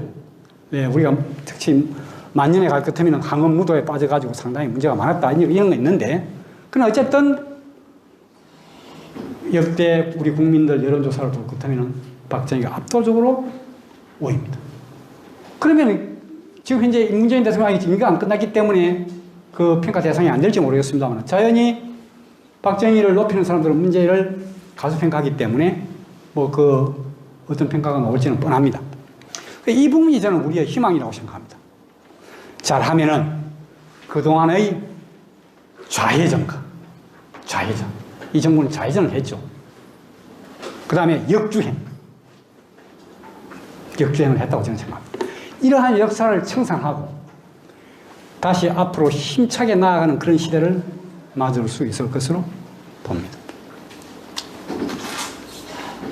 그럼 이제 이 최상과 최하를 비교를 해보겠습니다. 박정희 대 문재인. 여러 가지로 이제 비교를 해볼 수 있겠습니다만은 여기 우선 유비무한 대 무비유한. 박정희가 가장 강조했던 것이 유비무한이죠. 많이 우리가 들으면서 살았습니다만 대비가 있으면 우한이 없다. 이건 원래 이제 얘기에 나오고 또 춘추자시전에 나오는 글이라 그러는데 근데 이 문재인 정부는 무비유한이죠. 아무 대비가 없기 때문에 우한이 생길 수밖에 없죠. 딴 거 다 떠나서 코로나 사태에 대해서도 보면은, 곧 코로나 사태 정식될 것이다. 잘 되고 있다. 아무 대비를 안 하고 있는 거예요. 백신 확보도 실패했고, 초기 대응도 실패했고. 결국은 이제 이게 위기의식을 가지고 있느냐, 없느냐라고 하는 그 차이라고 저는 생각합니다. 그 다음에 대담소간 대 대간소담. 이건 이제 담이 크고 간이 작다. 하나는 간이 크고 담이 작다. 담이 크고 간이 작다는 것은 뭐냐면 간이 작다는 것은 아주 세심하다는 것입니다. 간이 작은 사람은 아주 세심해요. 치밀해요. 대신 천 가지 만 가지를 다 생각해서 일단 결정을 내리면 그때는 좌고우민하지 않고 강하게 밀고 나갑니다. 결단을 내리면 더 이상 돌아보지 않아요. 강하게 밀고 나요. 그게 이제 대담하기 때문에 그렇거든요. 대담 소관행이 굉장히 좋다 그럽니다. 개인이건 지도자건 성공하는 사람은 대담 소관이다. 간은 작아야 되고 담은 커야 된다. 어째서 간, 담하고 연결시키는지 그건 잘 모르겠습니다. 이게 뭐한 용어인데. 근데 이제 대간 소담은 간기가 무엇도 안 갑니까? 이거는 간 큰 짓을 한다 그러지 않습니까? 무모한 짓을 하는 거예요. 무모한 짓을. 도대체 해서는 안 될 짓을 하는 거예요. 그러니까 뒷감당을 전혀 못해요. 왜? 담이 작기 때문에. 그렇기 때문에 대간소담행의 인간상은 개인적으로도 성공할 수 없습니다. 국가를 맡으면 언제 엄청나게 위험해요. 지금 그래서 우리가 문재인 대통령 실패 사례를 들었는데 보면은 강큰 짓을 많이 했어요. 강큰 짓을.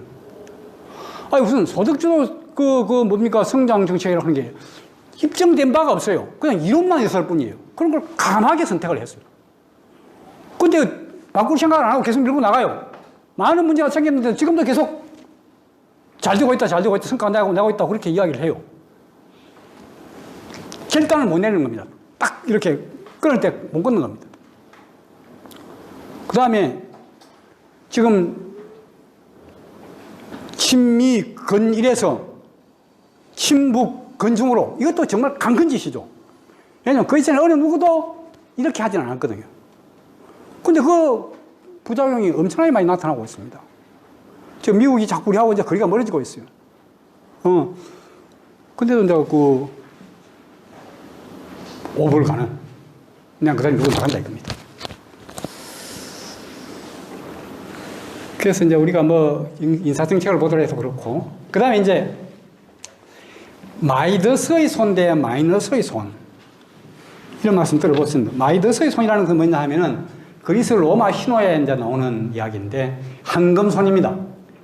이 마이더스의 손은 손만 대면 황금이 되는 아주 긍정적으로 좋은 거죠. 이 사람은 뭐 일만 했다 하면 성공하는 거예요. 대박이 터지는 거예요. 그래서 이 미다스 왕이라고 하는 임금이 디오니소스라고 하는 신한테 저 소원을 하나 들어주십시오. 제가 손만 대면 그게 황금으로 바뀔 수 있도록 그런 능력을 저한테 주십시오. 그래서 그 디오니소스가 그런 능력을 줬어요. 그럼 이 사람은 손만 대면 다 황금이 되는 거예요. 박정희는 했던 일치고 성공 안 한 게 하나도 없습니다. 다 성공시켰죠. 정말로 그 한 일을 생각하면 정말 우리가 어마어마하게 많은 일을 했습니다. 떠벌리고 자랑하고 그러지 않았죠. 그냥 묵묵히 했죠. 그렇기 때문에 우리가 그 짧은 시간 내에 우리나라가 그렇게 빨리 성장할 수 있었습니다. 그런데 우리 문재인 대통령은 손만 대면 전부 다 실패해요. 문재인 대통령이 손대가 성공한 게 뭐 있습니까? 북리민보, 부국강병이라고 하는 그 기준을 갖고 봤을 때 성공한 게 뭐인지 한번 이야기해 보십시오. 그 다음에 이제 친미 건일 대 친북 건중.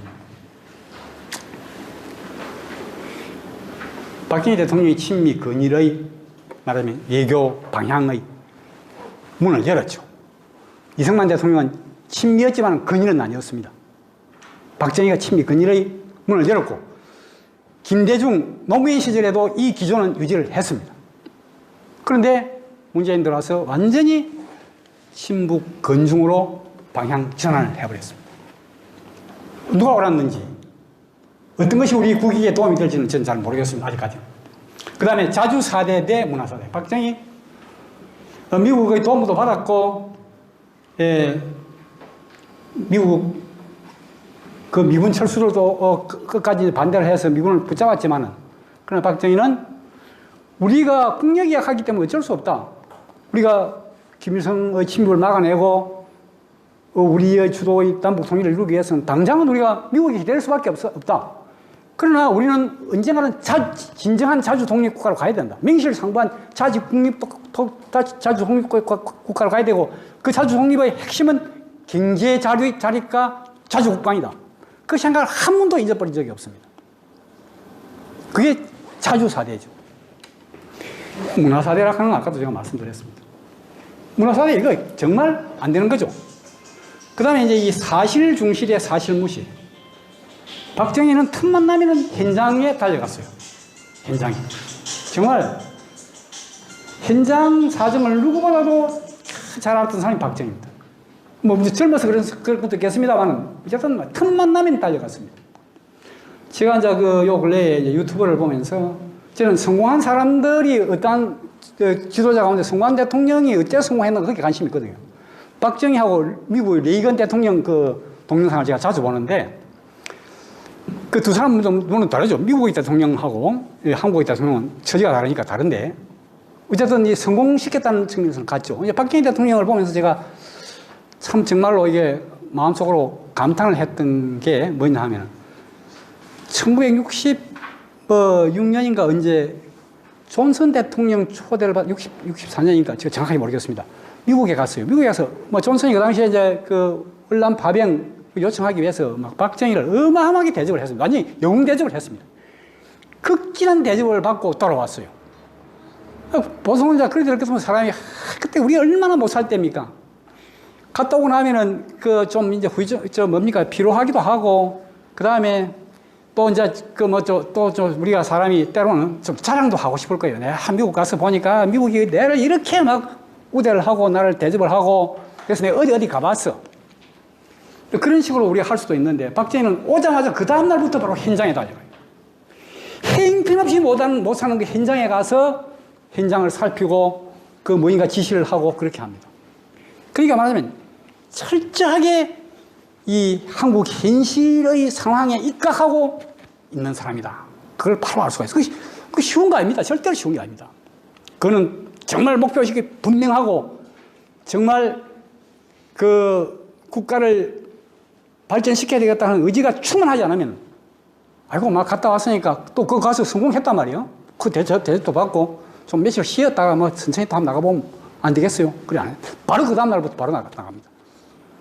그 다음에 8.18 독재 만행 사건 때도 보면은 그게 1976년에 일어났는데 그때 사실 미국은 완전히 그 북한을 딱 이렇게 하면 본때를 보여가지고 그 미루나무를 제거하는데 북한이 방해할 것 같으면 바로 연백평야로 들어가려고 만반의 준비를 다 하고 있었거든요.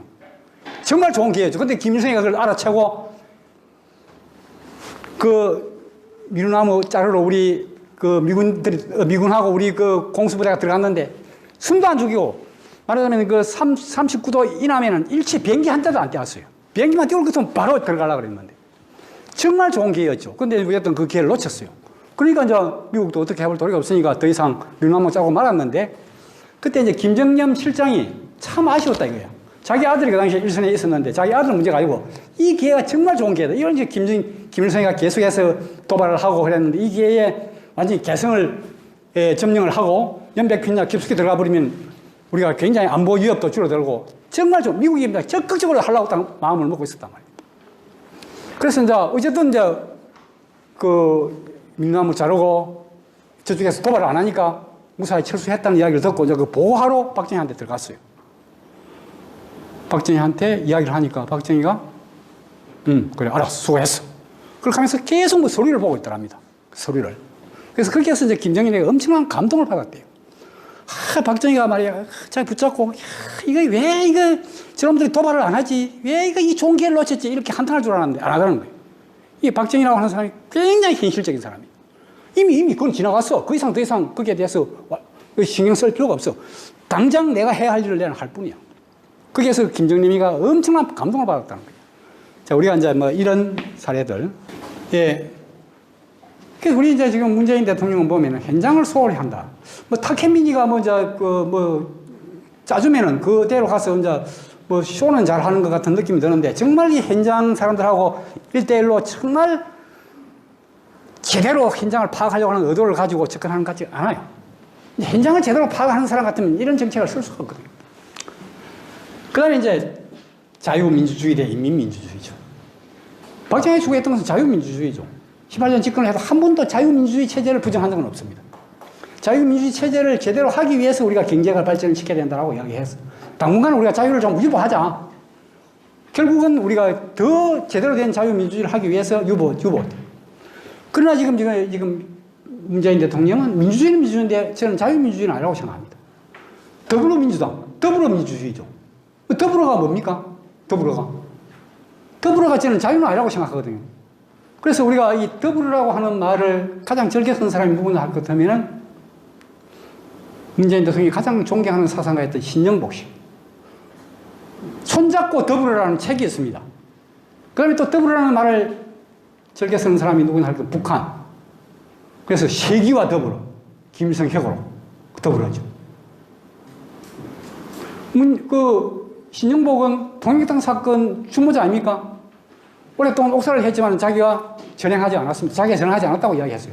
근데 문재인 대통령이 가장 존경하는 사람이죠. 그래서 더불어민주는 자유민주가 아니면 그건 뭐냐? 인민민주 아니냐? 잘 모르겠습니다. 저는 좀 그런 생각이 들었습니다. 그래서 제가 이게 결과적으로 이 두 사람을 놓고 본다면 제 기준을 갖고 그렇습니다. 절대적인 거 아닙니다. 그냥 제 이야기니까 들으시고. 대인 대 소인입니다. 대인 대 소인. 한 사람은 대이고 한 사람은 소인입니다. 자, 이제 마지막으로 결론을 내겠습니다. 어떻게 이 전대미문의 위기를 극복할 것인가. 저는 이 전대미문의 위기라고 보거든요. 이 시대가. 국가 리더를 뽑는 사람은 우리 국민입니다. 잘못된 선택의 책임은 국민에게 있습니다. 내일 문재인이 안 찍어줬어. 내가 책임 없어. 아닙니다. 내가 찍어줬건 안 찍어줬건 우리 국민이 뽑은 겁니다. 그러니까 그 책임은 우리 국민한테 있는 겁니다. 그래서 이런 자각이 필요하고 우리 국민의 국가 리더를 보는 안목이 향상돼야 되겠죠. 특히 여기 그 경남 유교대학에 지금 저를 두고 계시는 여러분들은 이 진주의 지식인들입니다. 말하자면 오피니언 리더들입니다. 이 리더를 보는, 국가 리더를 보는 안목이 제대로 정립이 되어 있어야 돼요. 포퓰리즘에 현혹되면 절대 안 됩니다. 주면 주는 대로 군말 없이 받아요. 주는데 왜 안 받습니까? 대신 표는 바로 찍어야죠. 한 번 더 국가 리더 선출에 실패하면 대한민국은 필망한다. 반드시 망한다. 이런 강렬한 위기의식이 요청된다고 저는 생각합니다. 그래서 저는 우리 경남 유교대학에 적을 두고 계시는 여러분들이 현 위기의 실상을 알리고 이 위기의식을 확대하고 공유하는 데 앞장서 주십시오. 그러면은 활로가 열릴 것입니다. 위기의식을 공유하면, 확대시키면 활로가 늘리지 않겠는가. 자, 이런 제 말씀을 아주 길게 그냥 별로 영양가 없는 이야기를 길게 했습니다만, 마치도록 하겠습니다. 경청해 주셔서 감사합니다.